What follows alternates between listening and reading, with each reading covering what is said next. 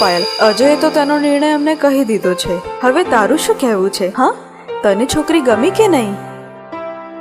હા, છોકરી તો સારી છે. લે, તો ધર્મના કામમાં ઢીલ શાની? હે, કાલે જ કરી નાખીએ પાકું. કેમ પાયલ? Okay uncle.